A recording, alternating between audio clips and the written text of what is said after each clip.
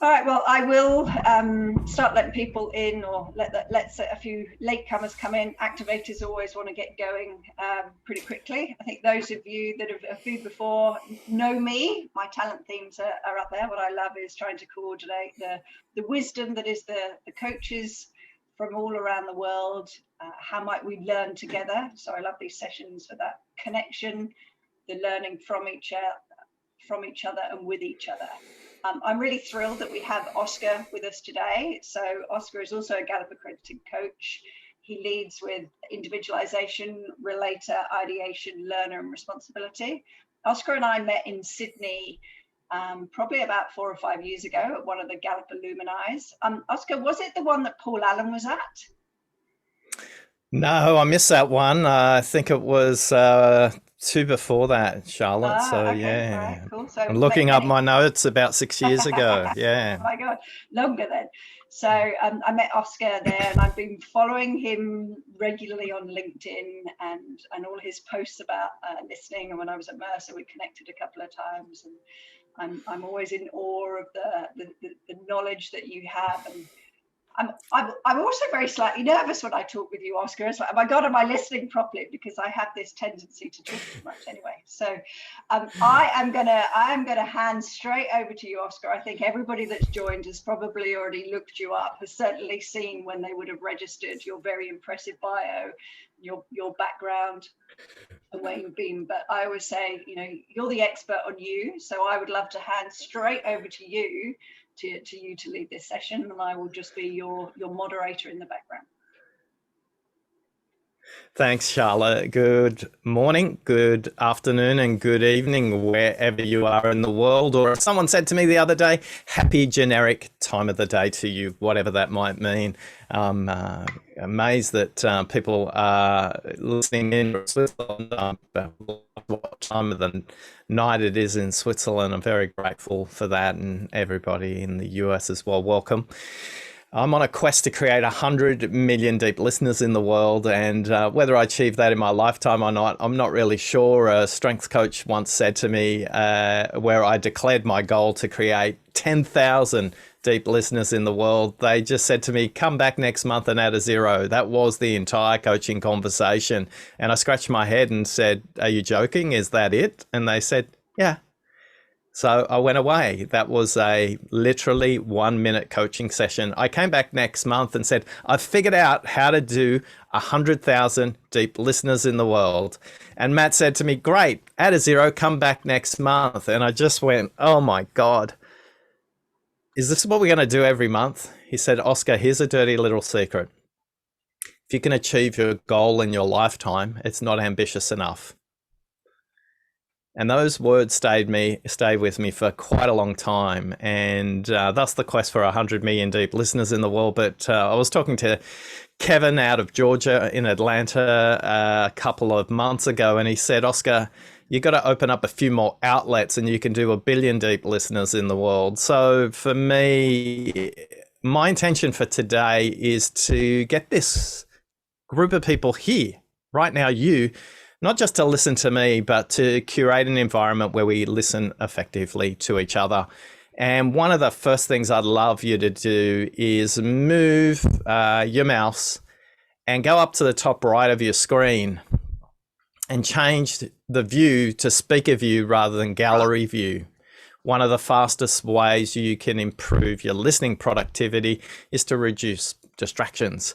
So if you could move into speaker view, and you'll have less distraction there. Most of us would be hosting meetings on Zoom, on Teams, on Google Hangouts, wherever possible as the host of the meeting.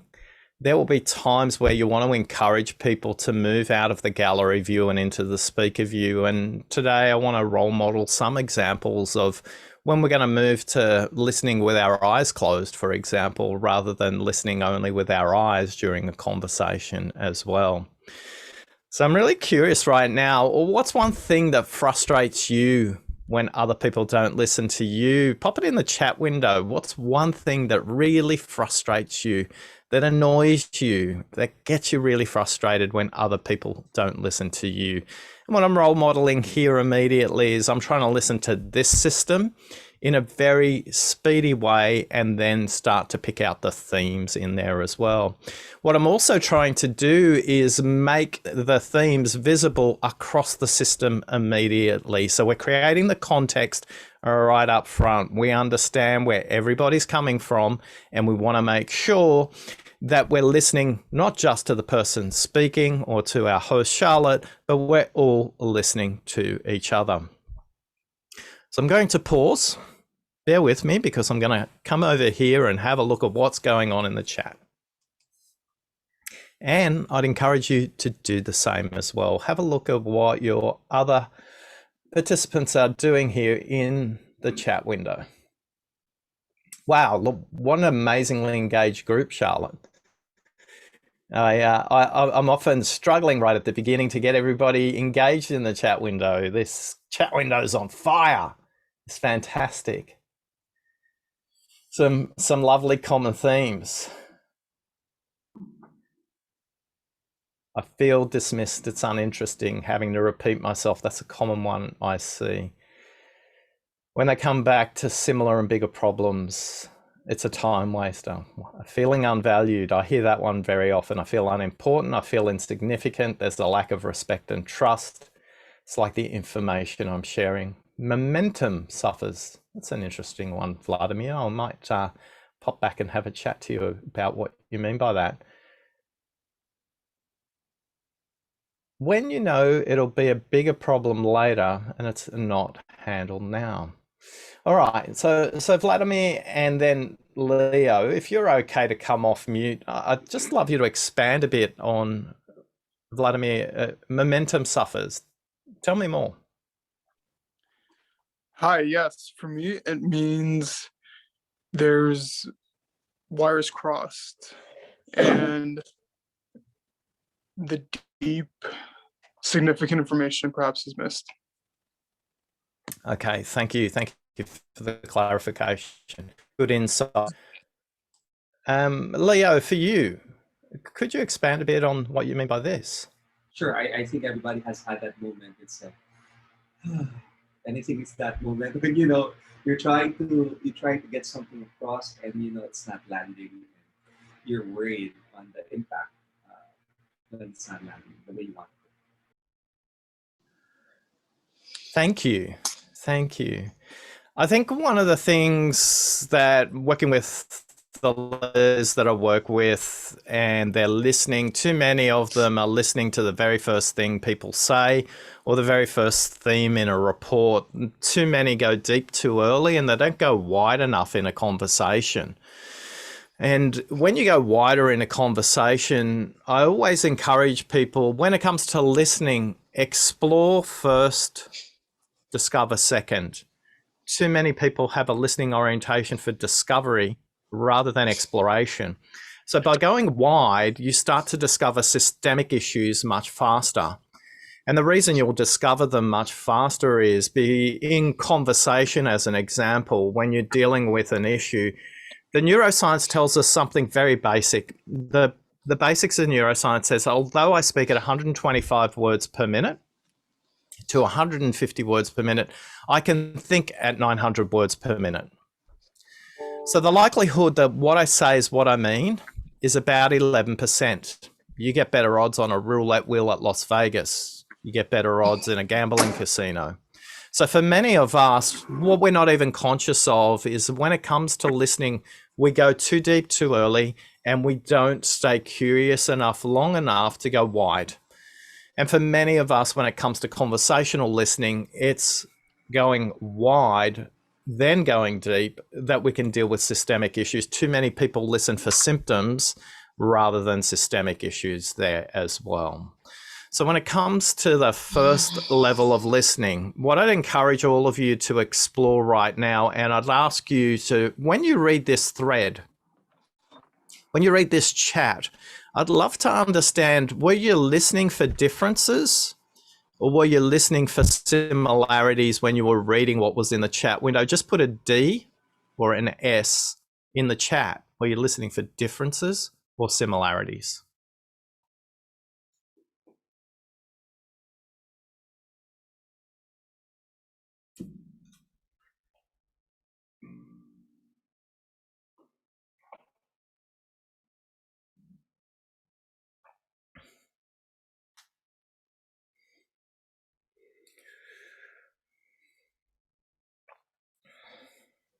Just bear with me. I'm just kind of getting a sense of where everyone's at. There's kind of a range, predominantly similarities with a bit of difference.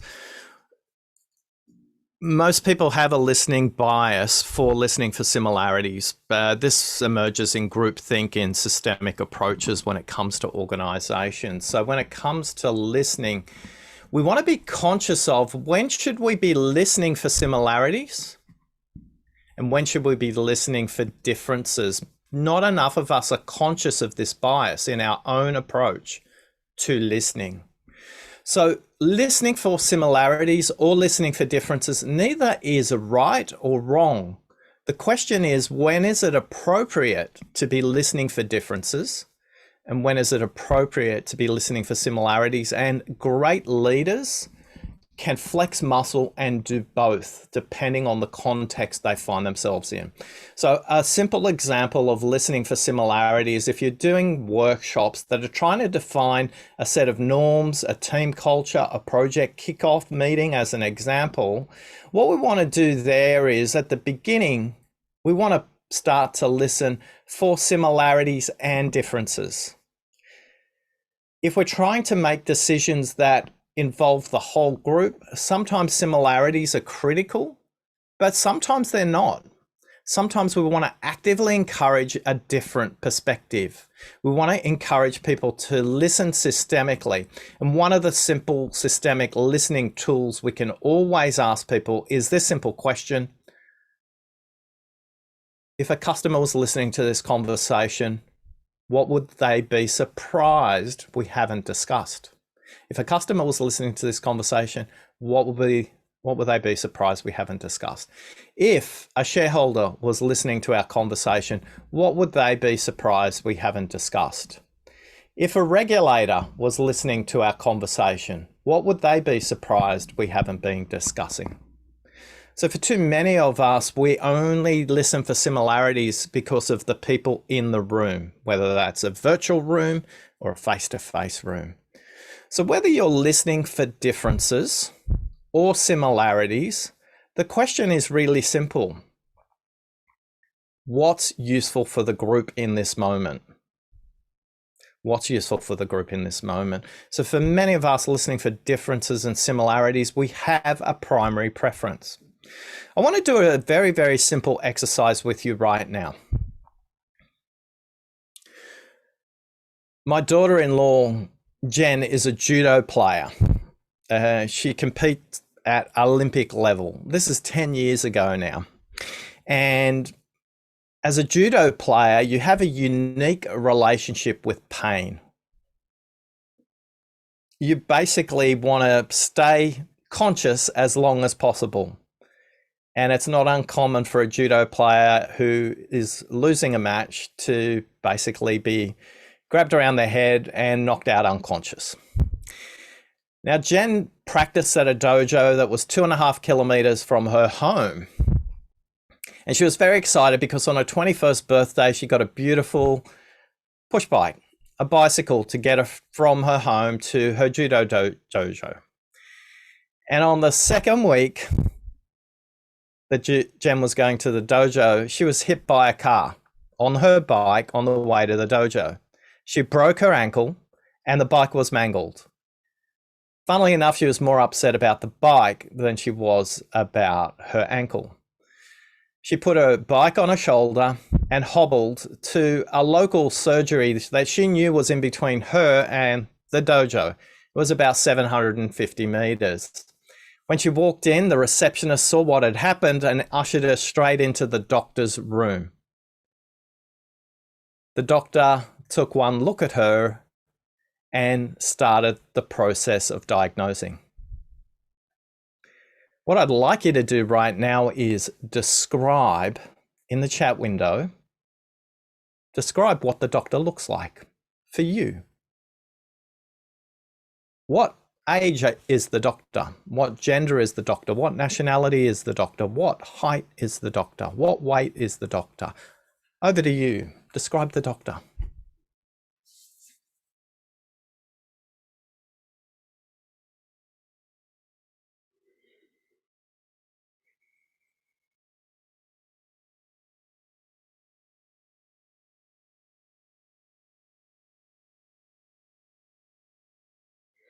Rachel, lovely insight there. He looks like Oscar. Okay. She is 32 with dark blue eyes. Total fantasy, says Jan. Thank you. And Charlotte, there may be some questions flying by in the chat that I'm not keeping up with. So if there are any, feel free at any point in time to pull me up and have a chat with me there. Not at the moment. We're all listening intently. Excellent. So if I was to pick a range, male seems to be predominant. Now here's the thing, the doctor was 5'4". In meters, I think that's around 160 centimeters or something like that. She was 32 years old and she was Indian. And this story happened in Mumbai in India. But for most of you, you probably thought this happened wherever my location is. And what I want you to notice is in that very exercise, you had a listening bias where you were listening through a filter that was all about your own personal experience. Now, what I want to do is, Charlotte, I forgot to mention, if you've got a really curious question, we've got 3 books and playing card sets to give away. So for those people who have some curious questions as we go along, feel free to pop them in the chat. Maybe put a couple of question marks in front of it so that Charlotte can see what's going on there for you in that regard. So here's what our promise for you is in that regard. So when it comes to listening at a systemic level, one of the things we always understand is that too many people rely on basic tools like employee engagement surveys as systemic listening tools. They rely on customer research tools, market research tools. They might use a Q12 from Gallup as an example for those people to listen at a systemic level. And I think for many organizations, they're not even conscious of the cost of not listening at a systemic level. For many of them, systemic listening is not something that's in their DNA. Many organizations have amazing systemic tools to broadcast information, mass emails, videos for town hall meetings. Any organization, if you looked at their investments in broadcast or speaking versus their investments in listening, you'll see a 10-to-1 ratio in a typical profit and loss statement when it comes to tools, processes and systems they invest in for listening versus tools they invest in for broadcast and speaking. And the same is true when it comes to dealing with their customers as well. So I'm curious about you and the context in which you operate in. Right now, for the work you're doing, whether you're inside or outside an organization, you're dealing with some kind of change, some kind of transformation. In the chat, let's find out, what do you think the cost of not listening across this transformation is? And again, what I want you to do is to read the chat as it goes along and notice, are you listening for differences or similarities again? So in the chat, what's the cost of not listening for the transformation you're a part of right now?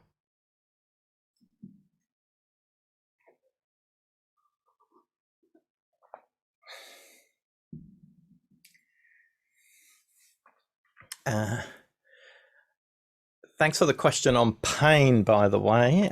Jen is like me. We have a very high pain threshold, so her level of feeling pain was very low. Stra, I think, is the person who asked that question.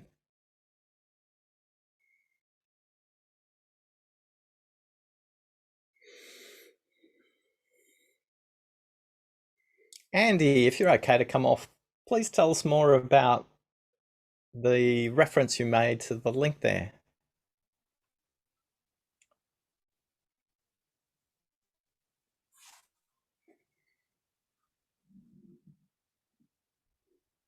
The Consciousness We Cafe. discussed this issue at the cafe. Tell me more. Well, the issue came up that not listening correctly leads to isolation, separation, loss of connection, and this really a disturbing effect on everyone participating. Thank you. Yeah, it's a big cost. One of the things I want you to notice is, are the issues being referenced here symptomatic or systemic? So notice what people are putting in the chat. Neither is right or wrong. But today we want to increase our consciousness about systemic listening. And the fastest way to notice if you're listening systemically is, will this issue matter in 5 minutes, 5 weeks, or 5 years?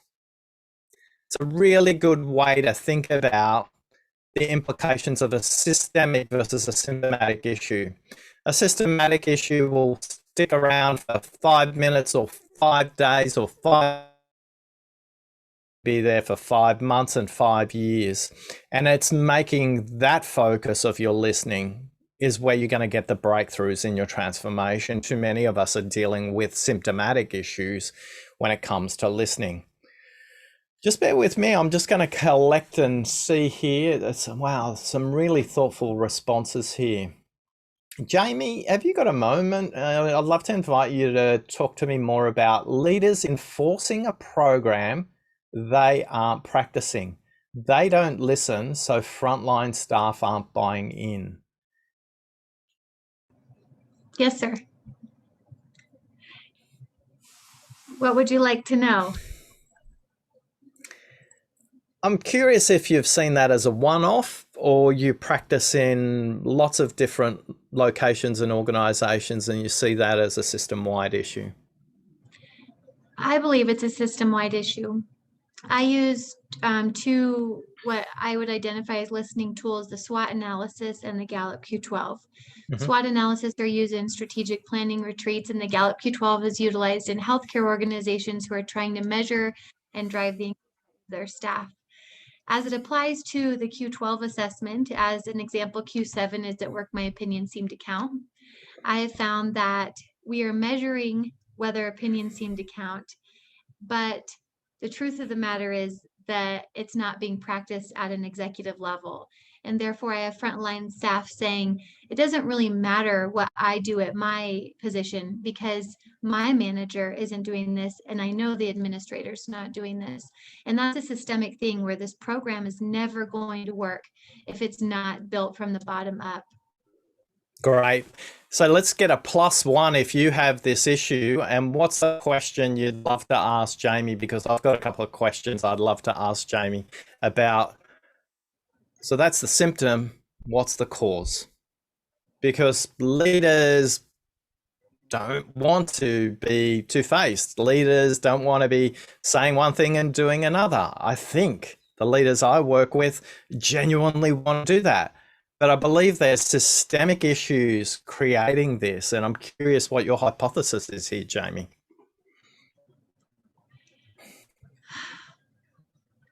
My hypothesis offhand is that they don't know what they don't know. So just as an example, I just had a one-on-one coaching session in a hospital system with a staff member who said, Jamie, I know I'm safe here, so I'm going to tell you, I don't believe as a frontline staff at a hospital system that the small people matter. That is a belief system that is running deep within this culture that we have never been able to identify from the Q12, which plays directly into the Q7. And no one knows it because there's a fear of having critical and crucial conversations to say that. Well, let me tell you a story that kind of brings this to life for me. I was brought in to talk about deep listening in a system that's a pharmaceutical company about 5 years ago, and I I think there was about 500 employees on this manufacturing site. It was a sterile manufacturing site, and I was speaking to about 100 people managers. I was brought into this really narrow room. It was unusual because when you're brought in to speak, it's usually wide and short at the back, but this was long and narrow. It had this weird kind of vibe. But have you ever walked into a room where you can feel tension dripping from the air conditioning ducts in the room? You just get that vibe. But at the 12-minute mark in this speech, Jamie, I just stopped. I could sense something wasn't right. There was tension in the room. And I turned to my host and I said, look, with your permission, I'd like to try something different. And with contempt dripping from every syllable, he said to me, if you must. And in my head, I'm going, well, probably not going to get paid for this one today. And I said, here is a simple question I'd like everybody to turn to a partner and discuss for the next couple of minutes. What movie is going on in this manufacturing site right now? The room explodes into laughter. Everybody's chatting. The tension is broken. But in that moment, out of the corner of my eye, I see my host walking up. He takes my microphone off me. He switches it off and basically says, what the beep is going on? This was not in the script. This is not what you promised to deliver. I said, I'm listening to the room and something's going on. If you can just give me 5 more minutes, you can kick me off stage. But I think something interesting is just about to happen. You've got 3, hurry up, was his answer. So he took the mic off me. He went and sat down. He obviously had no trust in what I was going to do next. So the room's still, they've gone from really tense to everybody's laughing and giggling and carrying on. And I said, okay, so what are the movies? And I have to scream it because I've got no microphone. And every movie was Die Hard, Titanic, Towering Inferno, every disaster movie you could ever imagine. Every disaster movie you could always imagine. And every time somebody mentions a movie, the whole room laughs. Now, what you have to understand is in my peripheral vision, all I'm doing is looking at my host. I'm kind of trying to do this duality of looking at the room and looking at my host. A host's face has gone completely white. He gestures to me to come off stage, and what he did next will change my perspective on leadership for the rest of my life. It really shocked me. I walked off stage, I sat in his chair. He turned up, he turned his mic on, and he almost bowed down. And his voice had changed its tone. He said, I'm really sorry that coming to work for me is a disaster. I need your help. We haven't solved this at all in the last 3 weeks. And Oscar's been here for 12 minutes and heard something that he has no idea what's going on.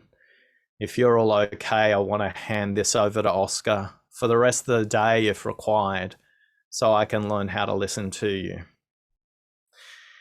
Now, for me, it's not a story about how I listened. Well, the point of this story is the humility of that leader to apologize to the room. Here's what happened next. I simply asked, turn to the person next to you, who aren't we listening to? And despite all the noise and half an hour later, the answer was still the same. The frontline production workers was the answer. Now in this room are PhDs and masters in chemical engineering, very bright, smart people.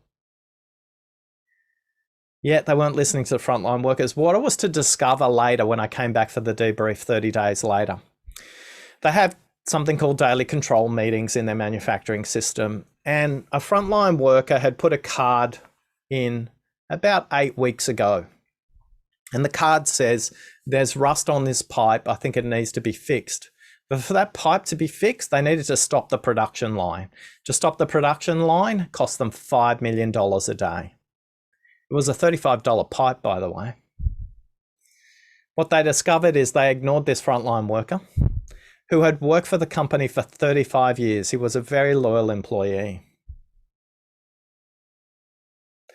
once they fixed this $35 pipe, the $10 million worth of stock that was held up in quarantine because it wasn't considered passing quality standards because there was rust elements in the medicines that they were sending out, everything was fixed.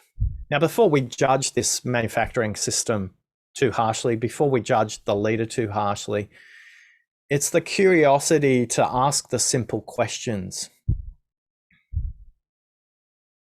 What movie's going on? Who aren't we listening to? Linguists will tell us that if your questions have 7 words or less, they're considered neutral or not biased questions. So one of the questions you want to pose to yourself is if you yourself are asking questions of more than 7 words, it's probably a statement with a question mark on the end of it. So one of the practices you want to do is work on, hey, how do we simplify the questions that we're asking? So I just want to pause there. Jamie, the root cause of this issue was the CEO perceiving that he needed to be the expert, he needed to be the fixer. In your healthcare system, what do you think that root cause issue for frontline workers being ignored is? Can you ask the question again? I'm sorry, Oscar. So you said frontline workers are ignored, yet leaders don't want to ignore them. What do you think the actual reason leaders are ignoring the frontline workers are? It's not that they don't have the tools. It's not they don't have the way to collect the information. What do you think the actual root cause of it is?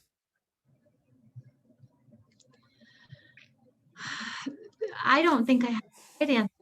I feel for one of the administrators, I think it's time management and prioritization to listen. And for the other one, I think it's lack of emotional intelligence. Honestly, that's my very small frame. That's what we're struggling with. I'd love you to pop your eye on the chat window. A couple of people have offered you some alternative perspectives as well there, and I'm curious what you make of those.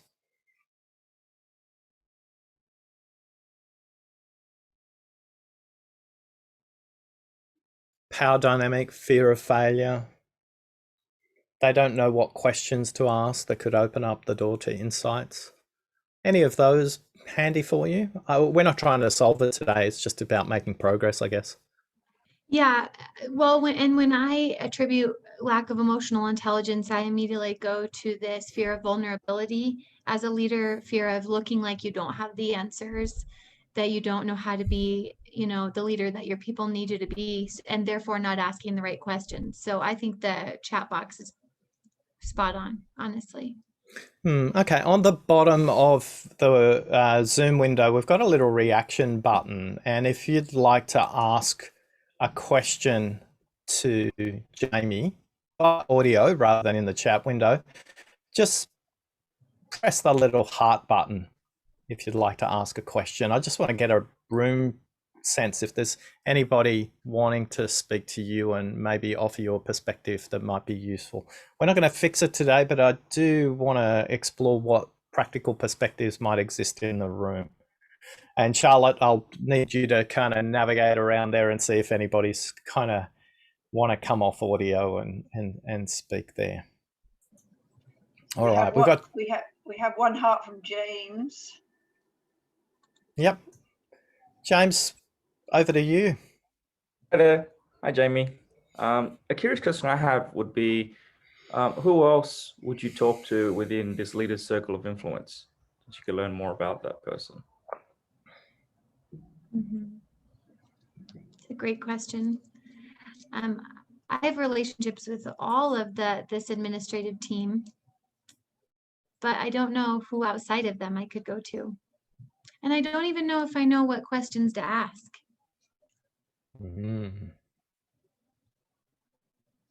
I love that space. Stay with it.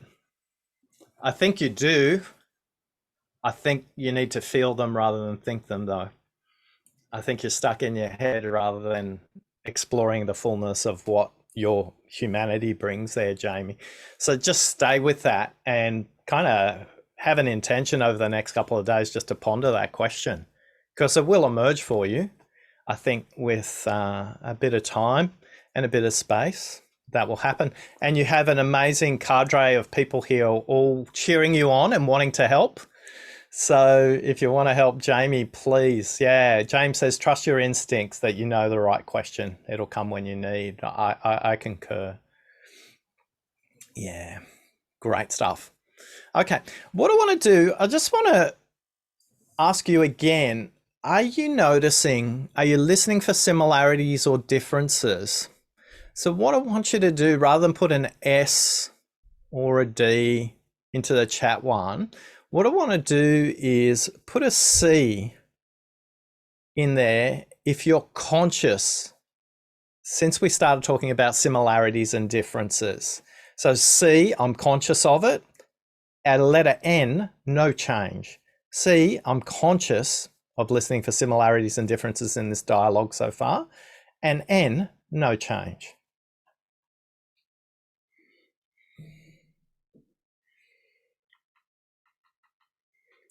Yes, I have achieved most of my purpose, seeing lots of C's coming up there. That's fantastic.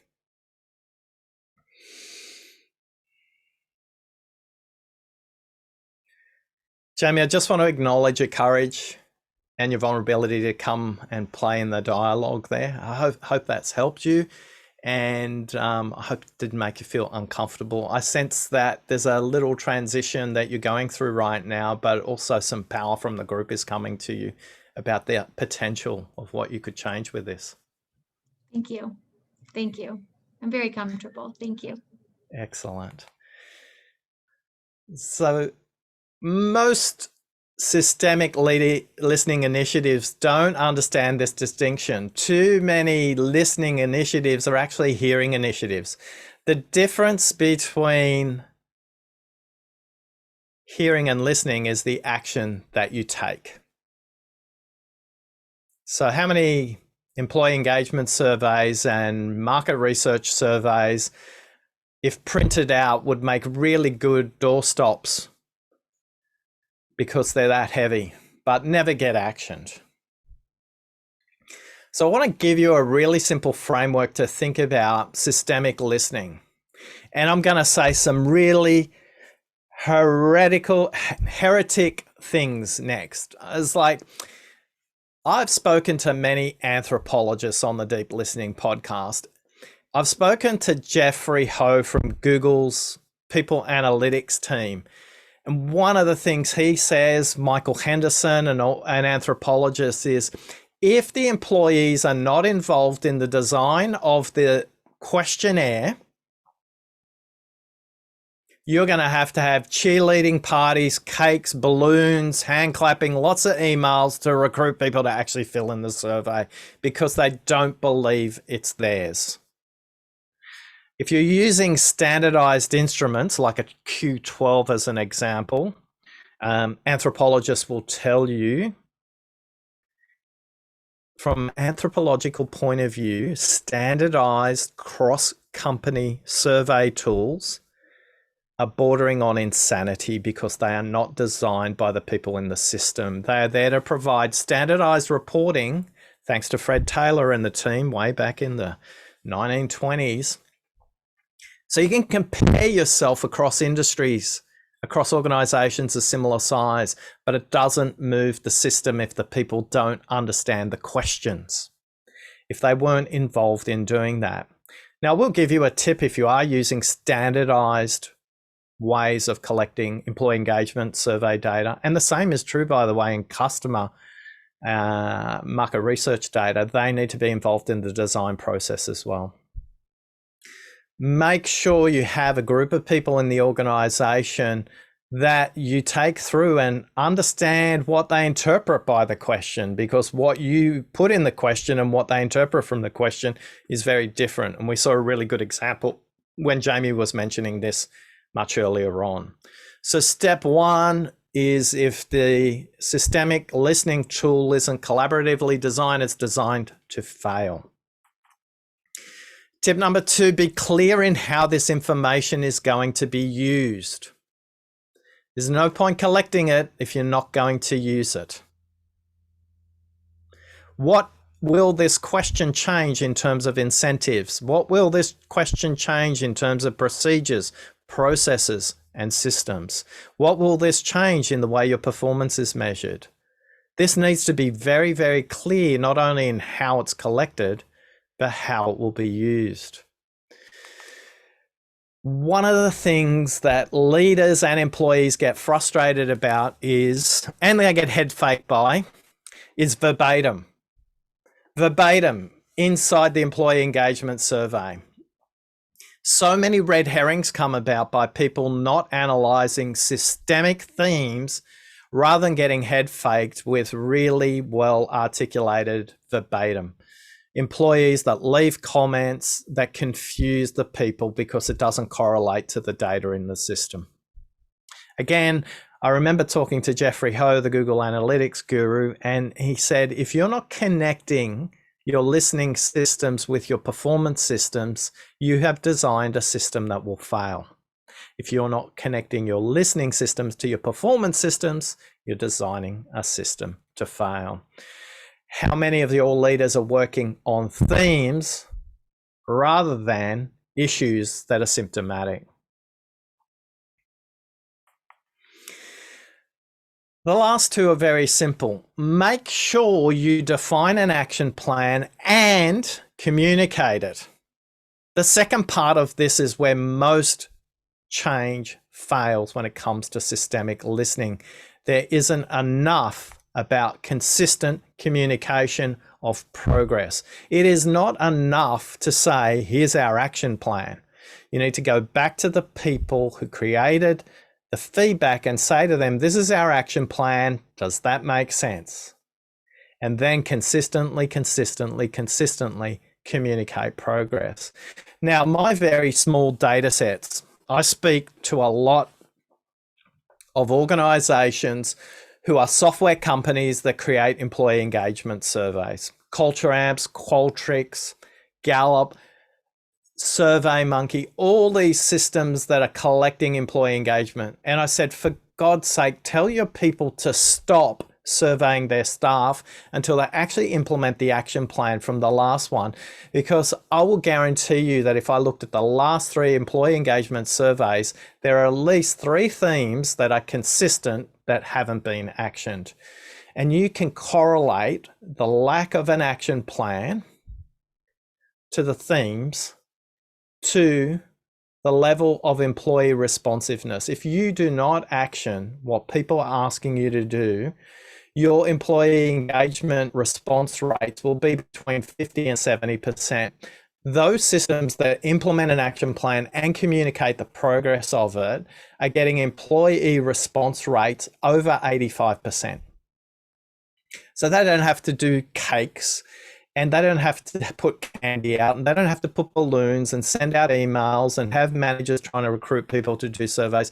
People do it because they've designed the questions and they know the leaders are taking action. So what I'd love to do is just invite you right now. Charlotte's going to put you into rooms of 2 for the next 5 minutes. She's going to put you in breakout rooms of 2.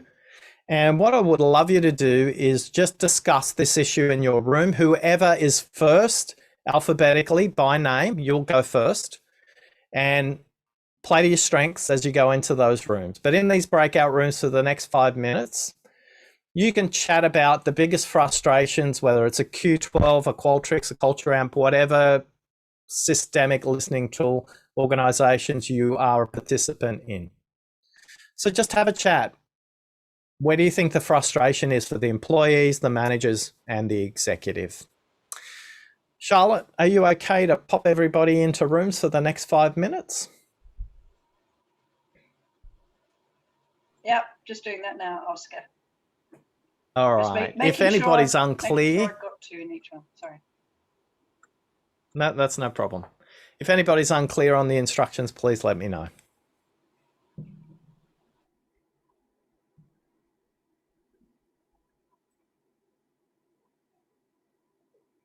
Are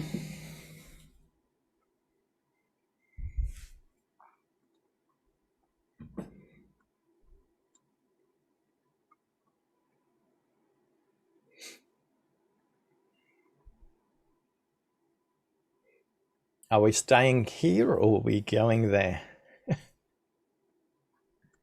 Are we staying here or going there, Charlotte? Staying here, sorry. Did you, oh, you probably got an invite as well, did you? Yeah. How are we going? Good.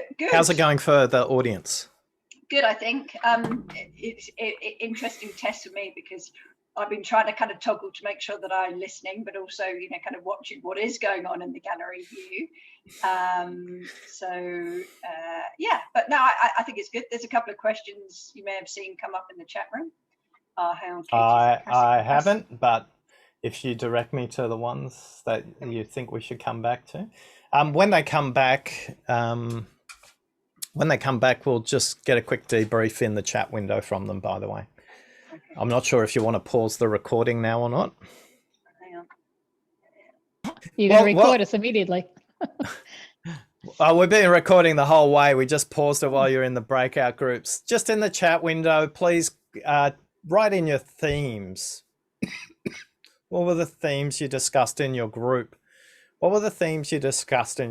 Welcome back, Marina, and welcome back in the chat window. Just pop in there. What are the themes you were discussing in your group? That would be great if you could pop that in the chat. What are the themes that were coming across there?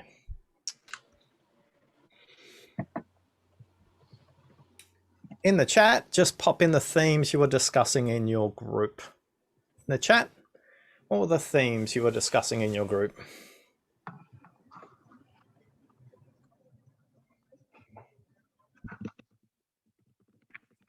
Not strength themes, just themes.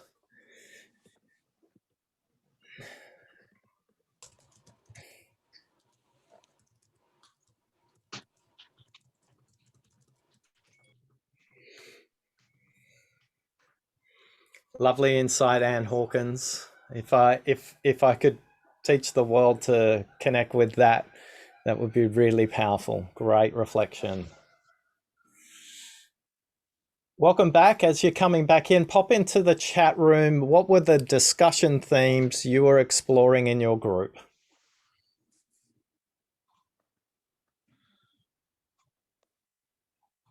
What were the discussion themes you were doing? In our breakout room, Charlotte and I were discussing the role of overlaying strengths on the 4 villains of listening, and are there correlations? My assumption is yes. I haven't done the work yet, but the commitment I made to Charlotte is we're going to both write a blog post together and post it in the group to get your reflections and perspectives so we can make a useful connection between strength themes and the listening villains. One question I'm often asked is, Oscar, you're a strengths coach and you're talking about villains and negatives. What? Huh? That makes no sense. Well, here's what I learned. For 2.5 years, I wrote blog posts about what world-class listeners do, what the best listeners in the world over history do, what the best leaders do in terms of listening, and not a single person engaged with those posts. Then I wrote a post called The 4 Villains of Listening, and over 5,500 people engaged with that post and literally went all over the world. I think that's been viewed now about 11,000 times. And as a result, that was the journey where a couple of people said, why don't you build an assessment quiz? And the 4 Villains of Listening were born. Now, it didn't happen as quickly as you would imagine. It took me 3.5 years working with a market research company to validate the data so that the questions we were co-designing with a group in a focus group made sense to them, and it was actually correlated to their listening behaviors. Charlotte, I know you made a few reflections in the Facebook group. What is that you noticed yesterday's Facebook group? Connections between themes and villains. Yeah, so you'll have to remind me of some of the villains, but for sure, I think there was very much about the interrupter. I think some of us felt that maybe it was a bit of the communication. I know for me, it's certainly the communication woo that may want to kind of jump in and ask something and talk too much. Probably a bit of activator in there as well.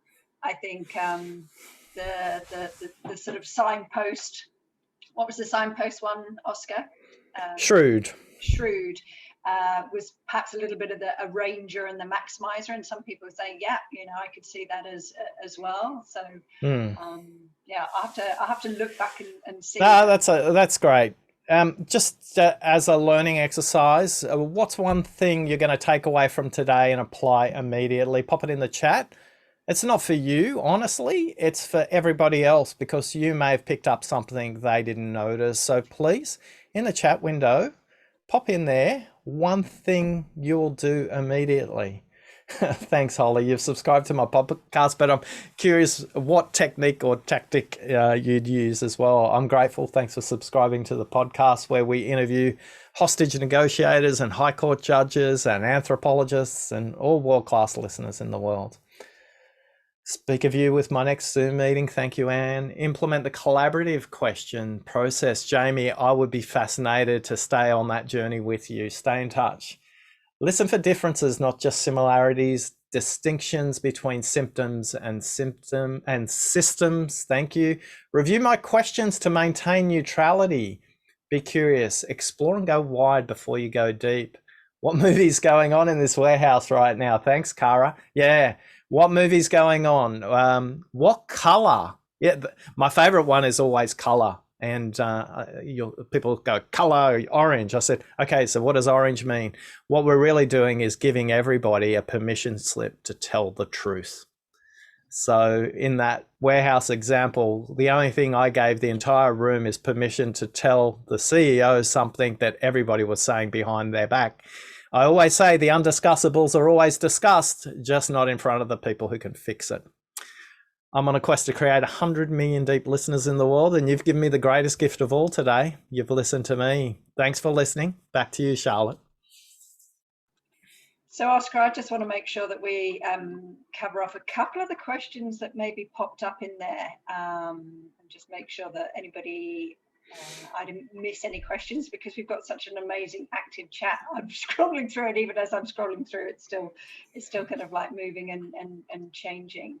But there was one question: do we understand where the opportunity for opinions to matter? What's your viewpoint on that one, Oscar? You're going to have to repeat. Who's the question from? Cassie. Do we understand where there is opportunity for opinions to matter? Okay, Cassie, you want to come off hold or off mute and expand that a little bit further? Yeah, so I think sometimes our leaders are in very difficult positions, and as followers, we can get really frustrated because we feel like our opinion should matter all of the time. And that might not be realistic, especially when you're going through a transformation. The hope is that you create more opportunity for opinions to matter, but sort of level setting expectations while you're doing that process. Thank you. Great clarification. The first part is there a forum or a framework or a location where this can be collected? That's the very first question.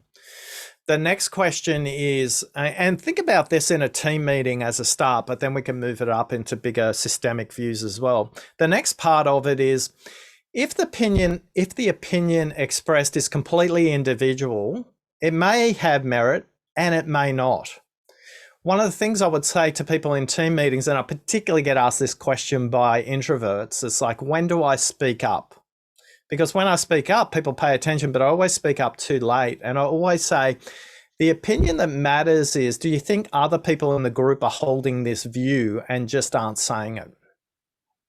So back to your question about when should a particular piece of feedback be paid attention to by the leader? It's when the view expressed is unlikely to be only an individual perspective. So if you're offering a perspective, the question I would always ask is, if you're in a group situation, think about what this means for the group and contextualize it for the group. And then if it's in the sense of a system, contextualize it to what this means for other departments. And if it's even bigger system, contextualize it for what it means with suppliers and customers as well. So the step one in that process, Cassie, is there a forum to collect the information? Often that even doesn't exist. So an example might be a leader will go on a listening tour. These are episodic and happen only when the person starts their job. But if they do consistent listening tours, as an example, some of the opinions will start to be individual opinions that are thematic across the system. One of the best CEOs I've worked with spent 3 hours every Friday morning in the contact center answering calls. Each individual call of its own, he wasn't particularly interested in. What he was interested in is themes. And then he would go back to his leadership team, who, by the way, had to do exactly the same thing on a day of the week. So every day of the week, somebody from the leadership team was in a call center. And a call center is an example of how you can listen. So back to your question. Is your question about when should the leader pay attention, or is the question about, are all opinions valid? Because not all opinions are useful.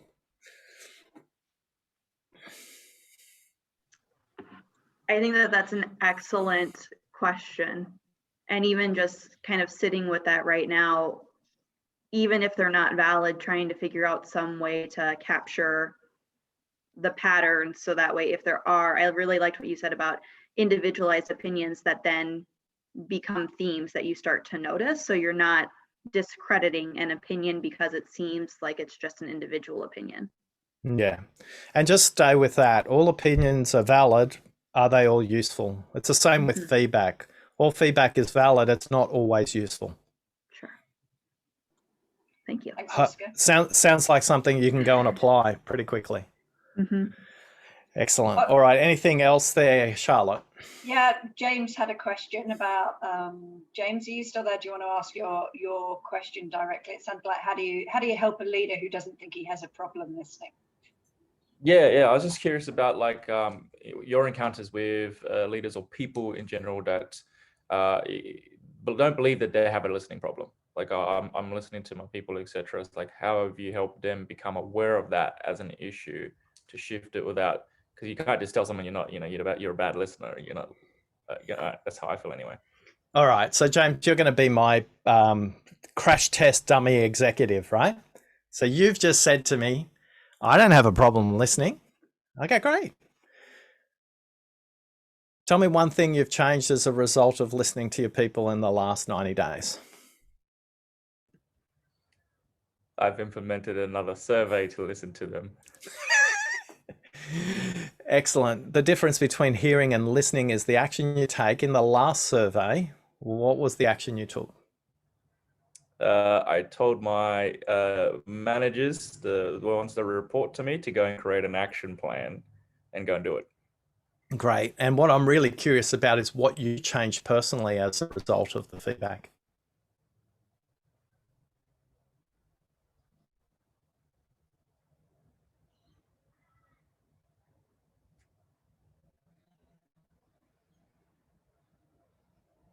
Probably not too much. Okay. So, James, when we think about hearing, I think you've done an excellent job of that, but listening is the action we take. And I think with a lot of change as leaders, it's what we do, not what we say, that gets noticed. And I think for you, it might be something as simple as calendar time that you allocate. And is there a way for you to spend an hour with the frontline production team, go out to the front of the hotel? Is there an opportunity for you to listen to the contact center? Is there an opportunity for you to go and visit some customers? What would you do with an extra hour of your time based on what your feedback said?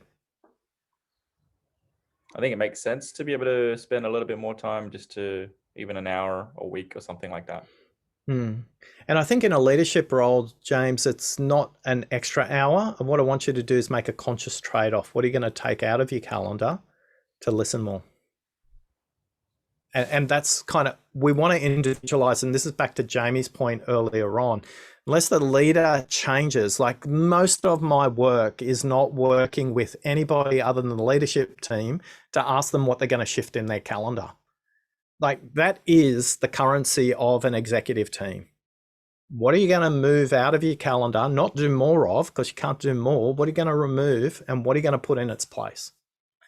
And if they can feel the pain of change themselves personally, they're going to have a lot more empathy for this thing, this transformation, this burning platform that they're exerting on the system. Until they feel the pain of change, they won't be able to bring about that systemic change.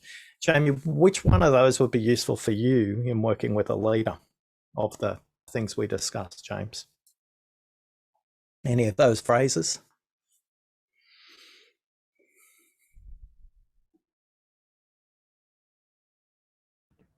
I think Jamie's wondering if you want. Sorry, James.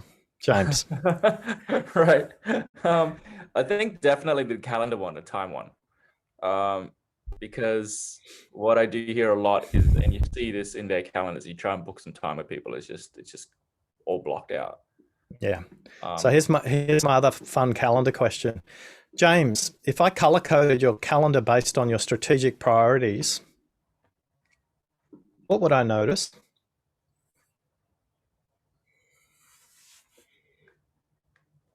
James, if I went into your calendar or asked your EA to tell me all the meetings you created versus all the meetings you accept, what would I notice? James, if I looked at your calendar and saw all the external meetings versus all the internal meetings, what would I notice? This is a beautiful systemic diagnosis tool for you. And that calendar is showing you where the organization is going, not where the organization has been. So too many of the systems that you look at are retrospective. A calendar will tell you about future intentions. That's great. Thanks, Oscar. That's a really good set of questions. Awesome.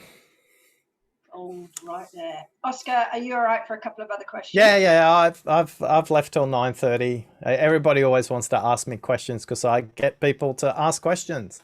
It's the best way to listen, right? Cool. Anne-Marie, do you want to come off mute and ask your question? I'm looking for my question in the chat because there's been so much great stuff in the chat. But what was it? Well, what if you need to listen during a process where there is no more room for input to change the outcome? Yeah, unfortunately, I've been in some of those meetings where you just know that somebody is leading the discussion that is saying that they want to hear what people think about it, but they really can't change the outcome, and people are struggling with what they're being told to do, basically. So it's like a disguised listening session. And it's very quick that the employees say, you know, my input really doesn't matter. Yeah, I think it speaks to point 2 that we mentioned earlier on. How will this information be used? So too many people spend the time going, hey, this is the questions we want to ask you, but they don't spend time to say, thank you, this is how we will use it. So the most clarifying example of a listening tour, I work with one person who was working with a big merger. And I said to them, be very clear with your team about time horizons. Work on a 90-day time horizon, 180-day time horizon and beyond. And listen through those windows. So today, we want to listen to the initiatives we think we can impact within 90 days. Now, the really critical thing I think the leader in the room is not doing, in your case, Anne-Marie, is they're not being clear about, I've heard that issue. That's a complex one. I don't think we can address it in 90 days. Would you be willing to be involved with us over the next 180 days to see what one thing we can do to make progress on this issue? Because too many people try and solve everything rather than just make a little bit of progress on that issue. So no issue is insurmountable, can't be solved. It's a question of prioritization. And in that context, it's the time horizon. But with another leader I've worked with, I go, this quarter, you're just going to listen through strategy level 1. Next quarter, you're going to look at strategy pillar number 2.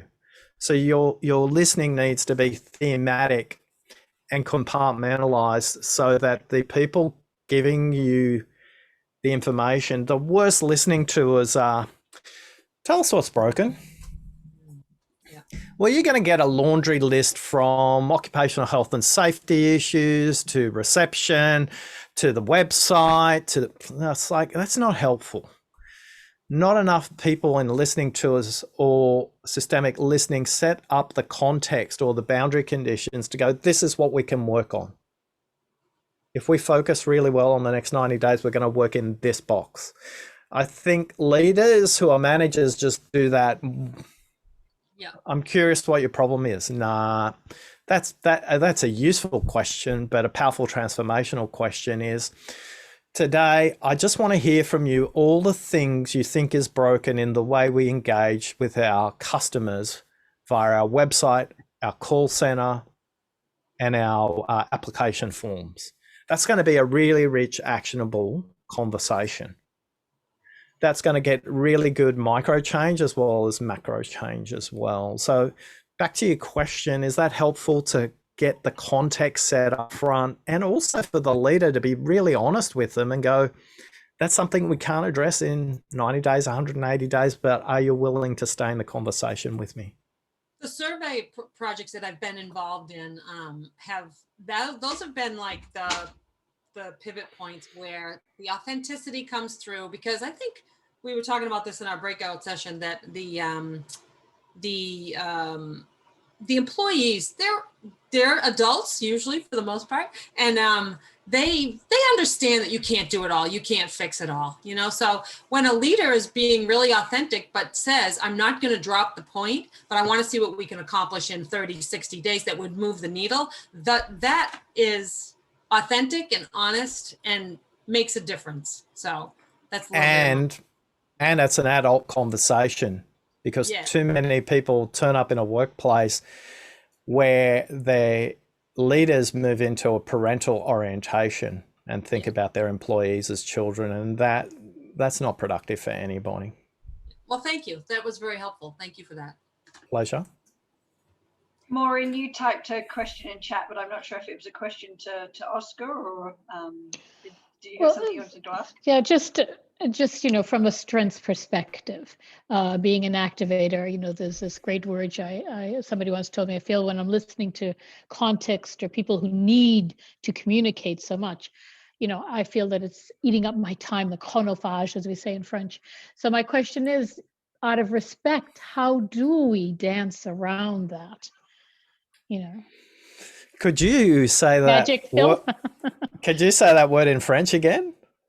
Chronophage. Chrono is time and phage is eat it up. I love that word. There's no English translation. I love it. I'm going to steal that like a pirate. Good. We'll make it English yet. Okay.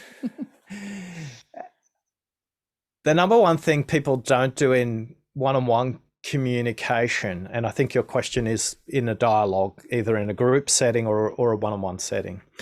We spend too much time thinking about what we're going to discuss and not enough time about how we're going to discuss it. So I always say to leaders, at the beginning of a meeting, is it clear how you're going to discuss it, decide it, progress it, delegate it?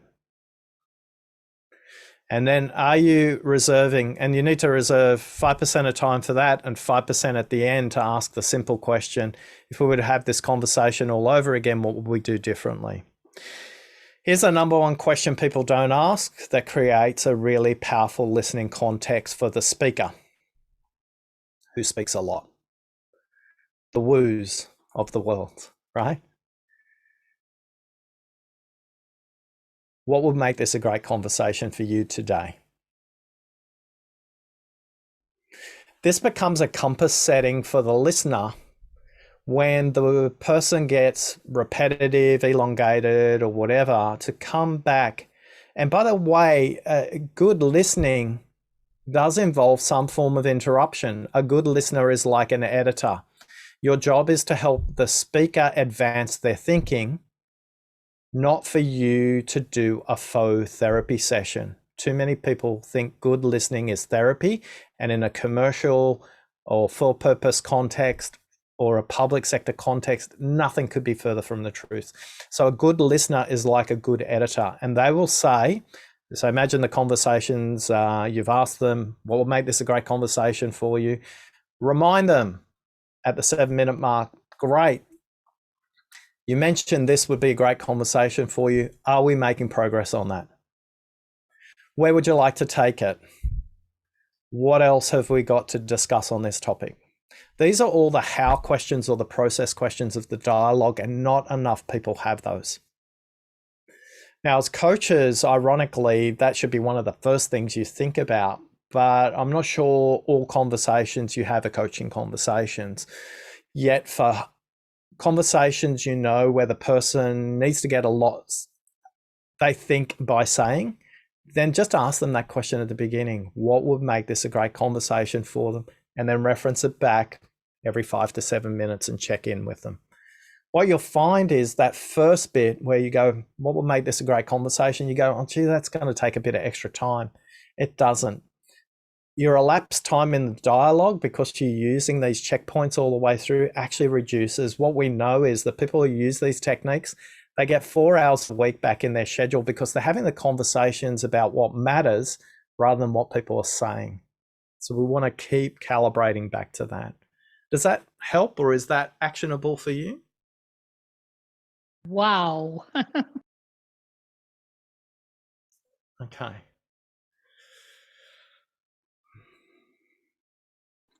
I don't think there's any questions I've missed in the chat room, but feel free to correct me, somebody, if I have. But anybody, I know there's a few of you still on the line. Is there anybody that wants to come off mute and ask a question directly to Oscar? Yeah, Charlotte. Hey, go for it, Robin. Yeah, I asked the question in the chat room, and I think you just alluded to it. If you can hear me, Oscar, about. I can. Yeah. Oh, you can't hear me? I can hear you, yes. Okay. About, is there, you know, like when I took my survey and it came out dramatic, and I'm thinking about the questions I ask as a mediator versus the questions, you know, in different roles. Are there, that was my question in the chat, Yeah. are there other styles, are there specific styles, and that you were just talking about that lend themselves to different roles? Yeah, because listening is situational, it's relational, and it's contextual. You'll listen differently in all these different contexts. You'll listen differently to a school principal than you would to a police officer. You'll listen differently to an accountant, to an actor. You will listen differently in a role where you're a participant versus a host. There are all listening contexts that are going on simultaneously. Right now, you're listening very differently than when you would as a mediator. One of the reasons why we give people their primary and secondary villain in the quiz is, as we were doing the research with a market research company, this came up. The correlation between the first and second themes were very tight because it was how people were showing up as listeners in one-on-one situations versus group situations, as an example. The point of the villain is, I say, labels are really good on food jars and medication, but they're not good on people. They are there to label behaviors, not the actual person. And as George Box said, all models are wrong. Some models are useful. I just want the model to be useful to highlight where your listening blind spot or barrier may be. So when you're conscious of it, and that's why we did the exercise today, Robin, are you conscious of listening for similarities and differences? I sense that you would be a ninja, given your mediation work. You're a ninja at listening for differences. That would probably be your primary orientation, if I'm not mistaken.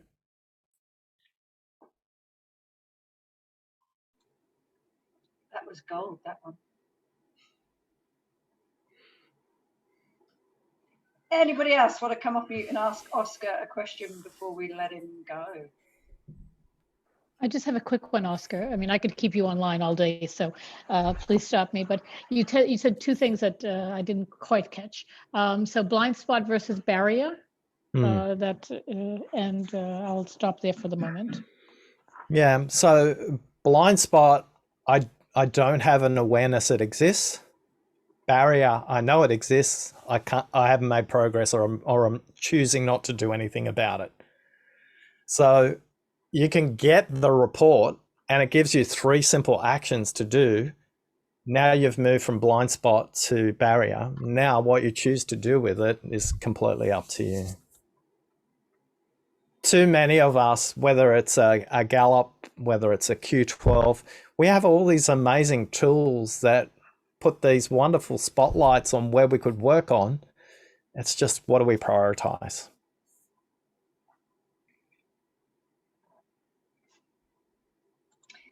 I did ask about that listening. Sorry, I did ask about I had to step away for a few seconds. Listening with your eyes closed. Did you mention that, or?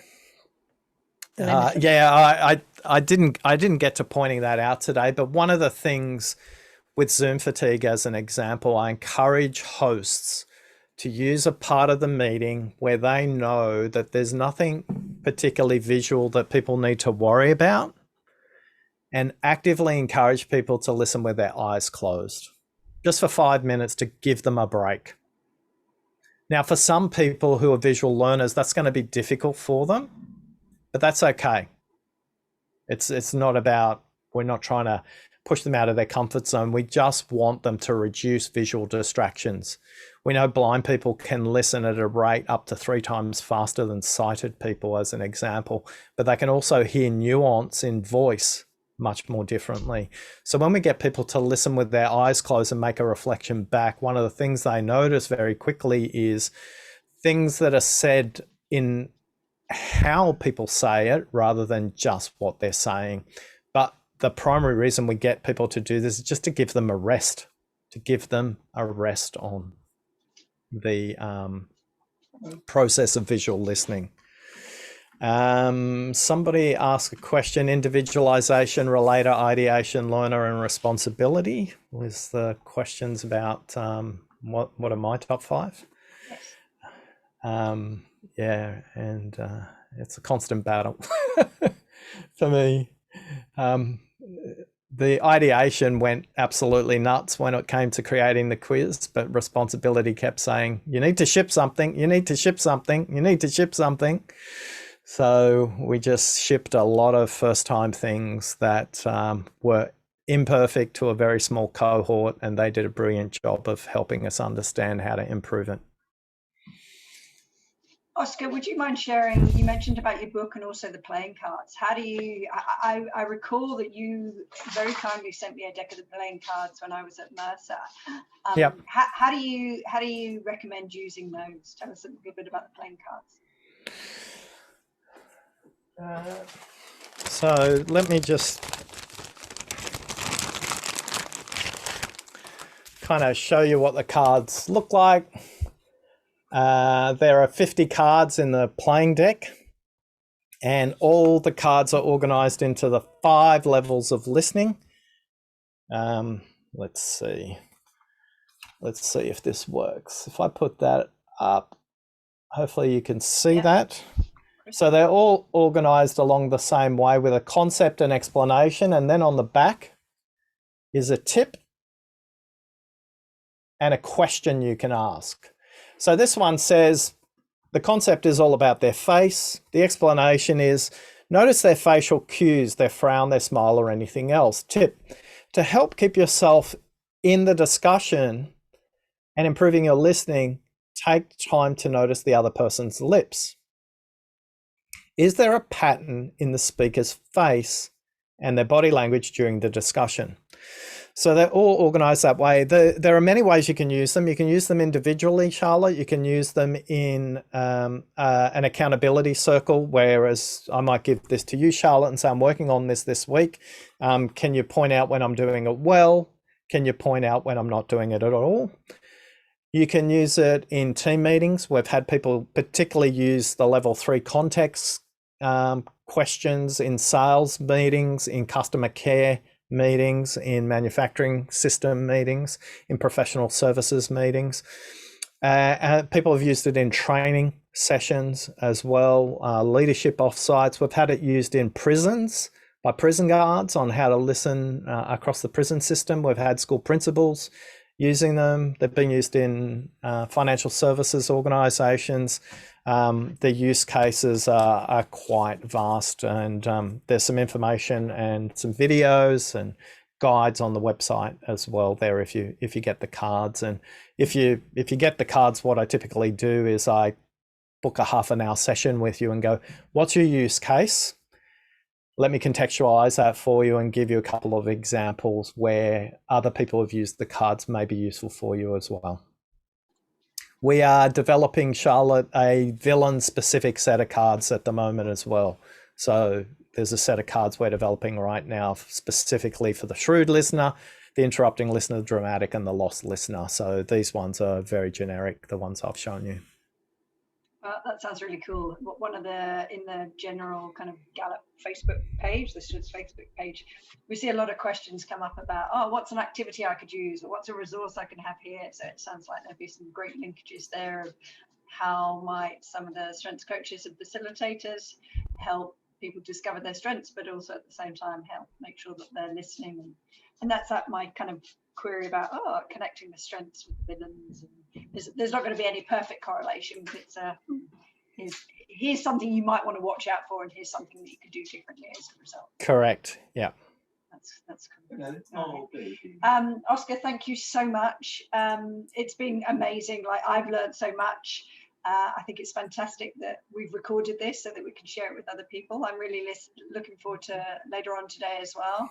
I'm sure there's some other things that will come up from the audience today, but thank you so much for generously giving your time and your insights and teaching a lot of us so many new things. Certainly the feedback in the chat, like you say, was very active. So really, really appreciate you taking the time to join us today. Yeah, I think tonight's session will be completely different because of the context that the group creates. I'm looking forward to that as well. Thanks, Charlotte. It's been fun. Well, thank you everybody for joining us. Those of you that are left, the diehards that are still here to the end, and we look forward to seeing you again.